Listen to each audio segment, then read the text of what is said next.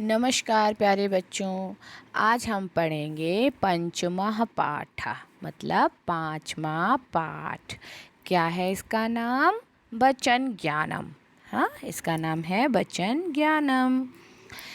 वचन क्या होता है बेटा? वचन मतलब जो शब्द किसी व्यक्ति, वस्तु, स्थान अर्थात संज्ञा शब्दों की संख्या का ज्ञान कराते हैं वो वचनम कहलाते हैं, वचन कहलाते हैं।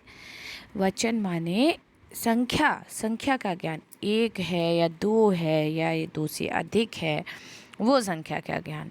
ठीक है। इसमें है हिंदी तथा अंग्रेजी भाषा में केवल दो वचन। आपने अभी तक या तो हिंदी पढ़ी है या अंग्रेजी, तो उसमें बताया है कि सिर्फ आपने दो वचन पढ़े हैं, है ना।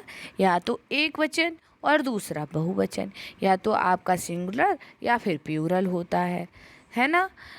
एक वचन या बहुवचन, ध्यान दें, एक वचन आपने पढ़ा या बहुवचन पढ़ा है। पर संस्कृत भाषा में तीन वचन होते हैं। ये आपके लिए अभी न्यू है ना भाषा, अभी आपने इसका शुरू की है। तो इससे पहले हम लोगों ने आपको मैंने बताई थी संस्कृत की वर्णमाला सबसे पहले पाठ में, और दूसरे पाठ में हमने आपको बताया था कि पुल्लिंग होते हैं और कुछ स्त्रीलिंग होते हैं और कुछ ना पुल्लिंग होते हैं ना स्त्रीलिंग, उनको हम कहेंगे नपुंसकलिंग। तीसरा लिंग नपुंसकलिंग होता है। अब वो लिंग की बात हमने की थी, आज हम यहाँ पर आपको वचन बता रहे हैं। वचन का मतलब आपने समझा ना, हिंदी में हमने पढ़ा एक वचन और बहुवचन, पर आज हमने क्या पढ़ेंगे कि संस्कृत में तीन वचन होते हैं। ठीक, संस्कृत में तीन वचन होते हैं। तो तीसरा कौन सा बढ़ा दिया जी? तीसरा बढ़ा दिया द्विवचन। पहले एक वचन जो हिंदी में पढ़ा है और दूसरा बहुवचन, उसके बीच में आता है द्विवचन। संस्कृत का एक ज़्यादा वचन है, वो है द्विवचन। अच्छा, एक वचन से किसी एक व्यक्ति, वस्तु अथवा संज्ञा शब्द के संख्या में एक होने का ज्ञान होता है। ठीक है ना। एक वचन में आपको पता है एक संख्या का ज्ञान होता है। जैसे हमने पुल्लिंग पढ़ा था तो उसमें हम थोड़ा बालकः बोलते हैं, और स्त्रीलिंग में बालिका, और नपुंसकलिंग में क्या बोला था आपसे? जो ना पुल्लिंग होंगे ना स्त्रीलिंग, वो नपुंसकलिंग होते हैं। और मुख्यतः नपुंसकलिंग की वस्तुएं जो होती हैं वो सजीव नहीं होती हैं, वो निर्जीव होती हैं। जैसे यहाँ पर कहा है कंदुकम। कंदुक माने होती है गेंद, कंदुकम बोला है आपको। ठीक है, ये तीन उदाहरण हमने बताए। ठीक है, तीनों लिंगों के। अब द्विवचन देखिए, द्विवचनम। द्विवचनम से किसी व्यक्ति, वस्तु अथवा संज्ञा शब्द के संख्या में दो होने का ज्ञान होता है। क्या होने का? दो होने का। और द्विवचन के लिए संस्कृत में अलग शब्दों का प्रयोग किया जाता है। उन शब्दों को द्विवचन में कैसे बोलते हैं? बालिका एक वचन में बोला और द्विवचन में बालको। इधर बालिका बोला और बालिका का द्विवचन में बनेगा बालिके। कंदुकम, कंदुके। ठीक है। संस्कृत में कोई लिखेगा नहीं एक बालक या दो बालक। ये जो वचन होते हैं द्विवचन के रूप हैं जो मैं आपको बता रही हूँ यहाँ पर, बालको, बालिके और कंदुके, ये है हमारे द्विवचन के रूप। हम लोग इन वचन को, इन शब्दों को देखकर ही पहचान जाते हैं। आपकी भी प्रैक्टिस में आएगा जब मैं आपको बार बार इनको याद कराऊंगी, पढ़ाऊंगी। आज आप बस ये समझ लीजिए कि आपको मैंने एक वचन बताया, द्विवचन बताया, और तीसरा होता है हमारा बहुवचनम। बहुवचनम से किसी व्यक्ति, वस्तु अथवा संज्ञा शब्द के संख्या में से दो से अधिक जहाँ हो, दो से अधिक, तीन हो सकता है, चार, पाँच, छः, सात, फिर दो से अधिक बोला मैंने। ठीक, दो से अधिक को हम बहुवचन में ले जाते हैं। अब जो हिंदी में हमने पढ़ा, एक वचन के बाद जो एक संख्या से अधिक था उसको हम बहुवचन में ले गए थे। पर यहाँ पर मैं क्या बोल रही हूँ, द्विवचन में दो को रखते हैं और दो से अधिक जहाँ संख्या तीन, चार, पाँच, छः जितनी भी अधिक हो उसको हम बहुवचन के अंतर्गत लाते हैं। ठीक है। तीसरा वचन बहुवचन। बहुवचन में बालकाः, बालिकाः, कंदुकानि ये शब्द होते हैं। ठीक है, मतलब बालिका बहुवचन माने बहुत सारे बालक। तो बहुत सारे बालक हमारे संस्कृत में नहीं लिखा होगा, क्या लिखा होगा? बालकाः। और बालिका के लिए बालिकाः, और कंदुक के लिए कंदुकानि, फलानि, हाँ, और वस्तूनि, ऐसे ब्रजनानि, पंखा, ब्रज को पंखा कहते हैं, कुछ भी हो सकता है वो बहुवचन में। ठीक है, अब आप देखिए कि संस्कृत में संज्ञा शब्द के तीनों वचनों में रूप प्रायः अलग होते हैं। अलग होते हैं, आपको मैं बताती चली आ रही हूँ ऊपर से, एक वचन का अलग, द्विवचन का अलग और बहुवचन का अलग। अब हम लोग देखेंगे कि पुल्लिंग में एक वचन को क्या कहेंगे, द्विवचन को क्या कहेंगे और बहुवचन को क्या कहेंगे। आज हम लोग ये अपने दिमाग में सेट करेंगे। एक बालक के लिए कहेंगे बालकः। देखिए, एक वचन में बालकः एक बालक, और दो बालक बालको दो बालक, बालकाः एक से अधिक, बहुत से बालक, एक से अधिक बहुत से बालक, बालकः, बालको, बालकाः। ठीक है, अब इसी बालक की तरह से अगर कोई हाथी है तो हाथी गज है, गज भी तो पुल्लिंग की ही तरह चलेगा। तो इसी तरह से उसको बनाइए। गजः माने एक हाथी, गजो माने दो हाथी, राजा, गजा मतलब बहुत से हाथी, एक से अधिक। अब स्त्रीलिंग में कैसे रूप चलेंगे?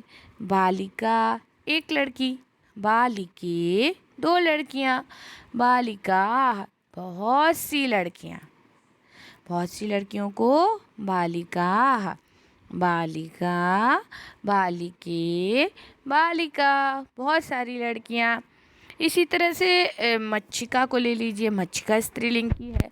मच्छिका एक मक्खी, मच्छिके दो मक्खियाँ, मच्छिका बहुत सी मक्खियाँ। आपको समझ में आ रहा है ना?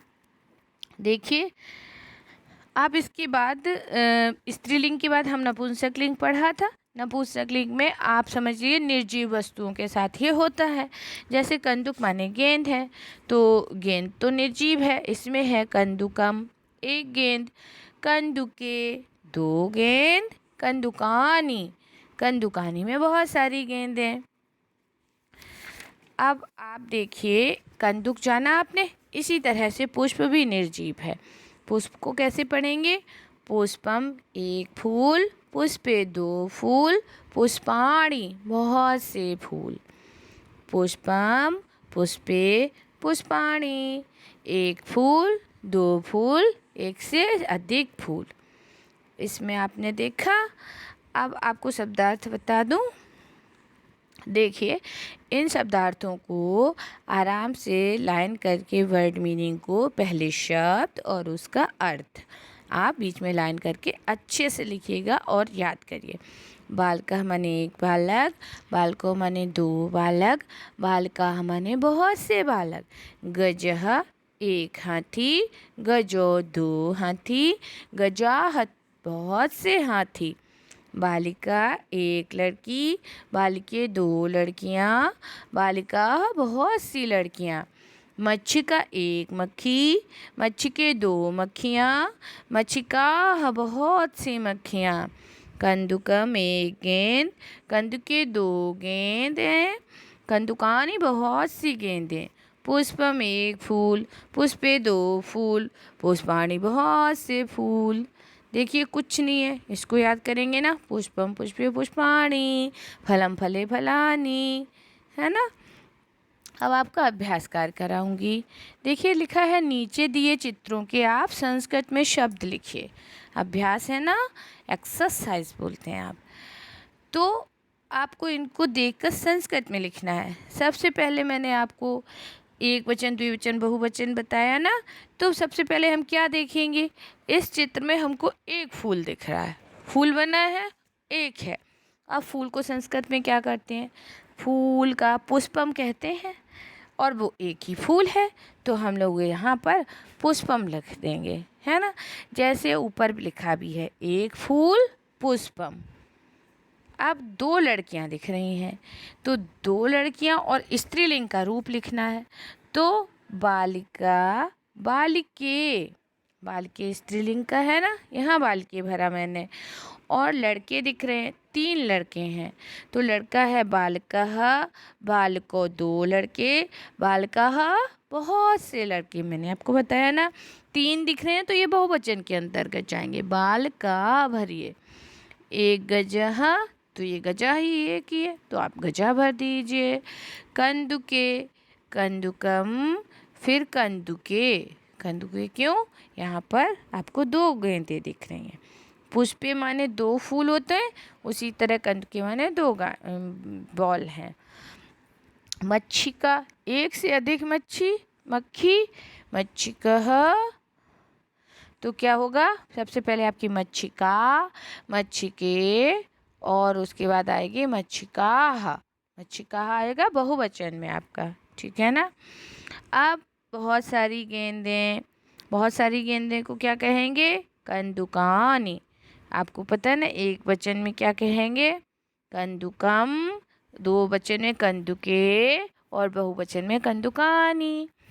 अब दो बालक हैं, बालका बालको बालका, तो आप यहाँ बालको भरेंगे। अब आपसे कहा है दूसरी एक्सरसाइज में कि निम्नलिखित शब्दों के आपको वचन और लिंग लिखने हैं। वचन और लिंग कैसे लिखेंगे? बालकाः है, आपको कितनी बार बताया? बालकाः, बालको बालकाः। जी मैडम, बालका है तो आप सोच लेंगे कि ये बहुवचन में जाएगा, और बहुवचन में, और ये किसके लिए प्रयोग किया जाएगा? ये बालका एक लड़के के लिए है तो पुल्लिंग लिख देंगे। कंदुके द्विवचन में, और ये नपुंसक लिंग है क्योंकि ये ना स्त्री है ना पुरुष। बालिके, बालिके आपका द्विवचन में जाएगा। पुष्पम, पुष्पे पुष्पाणी पढ़ते हैं, और बालिका का पढ़ते हैं बालिका, बालिके बालिका। इसमें देखिए आपका ये द्विवचन और स्त्रीलिंग का है। बालिका लिखा है ना, बालक तो नहीं लिखा है, ली ई तो स्त्रीलिंग। और पुष्पम है, पुष्पम एक वचन है नपुंसक लिंग। गजाह, गजह, गजो गजाह, गजाह तो आपका बहुवचन है, और पुल्लिंग भरेंगे, बहुवचन पुल्लिंग। नीचे दिए गए चित्रों को आप जो हैं रेखा खींचकर उनके नाम ले लाइए। बहुत आसान। सबसे पहले कंदुकम लिखा है, हमने पढ़ा है कंदुकम माने गेंद, इसको आप गेंद से मिला दीजिए। गजा तो हाथी दिख रहे हैं, हाथी से मिलाइए, पर ये भी देखिए कि ये बहुवचन के हाथी हैं, इसीलिए यहाँ पर गजाहा लिखा है। बालको, बालको दो लड़कों के लिए, देखिए बालकों से मिलाएं। और आपका मच्छी के, मक्खी, ये देखिए दो मक्खी से मिला दी, मच्छी के माने दो मक्खी। अब आपको कहा है कि आप एक वचन, द्विवचन और बहुवचन में आप क्या समझते हैं।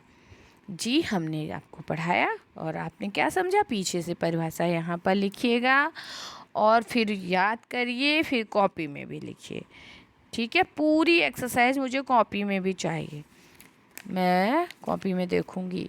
सबसे पहले एक वचन है, एक वचन लिखिए, लाइन खींचिए, लिखेंगे एक वचन से किसी व्यक्ति, है ना, वस्तु अथवा संज्ञा शब्द की संख्या में एक वचन होने का नाम होता है। एक वचन जहाँ पर ज्ञात हो, पता चले, वो तो हमारा एक वचन हो गया। अब एक वचन के रूप बालकः, बालकः, बालको, बालका, तो बालकः लिखेंगे का और दो विसर्ग हैं। और लड़कियों को बालिका, यहाँ पर कोई विसर्ग नहीं है, बालिका। कंदुकम, ये आपका नपुंसक लिंग में। मैंने तीनों रूप बताए हैं, पुल्लिंग, स्त्रीलिंग और नपुंसक लिंग। ऐसे ही द्विवचन में भी तीन होंगे। कैसे?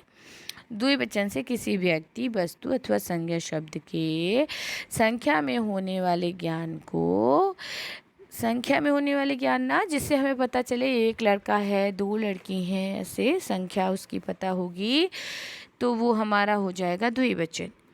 जैसे आपको वहाँ पर मात्रा क्या ऊपर जो मात्राएं हैं वो द्विवचन के अंतर्गत जाती हैं। आपको रूप के सामने लिखना होगा ना, ये एक वचन में, द्विवचन में या बहुवचन है। देखिए बालको, जहाँ ऊपर मात्रा है द्विवचन लिख देंगे, बालिके ऊपर मात्रा द्विवचन, कंदुके ए लग जाएगा, आप द्विवचन में लगा दीजिएगा। अब बहुवचन का रूप, बहुवचन से किसी व्यक्ति, वस्तु अथवा संज्ञा शब्द के संख्या में दो से अधिक होने का ज्ञान होता है। जैसे जैसे बालिका, बालिका, कंदुकानी आदि। एक वचन, द्विवचन, बहुवचन आपके सामने स्पष्ट हुआ बच्चों। चलिए अब हम लोग फिर मिलेंगे। ओके।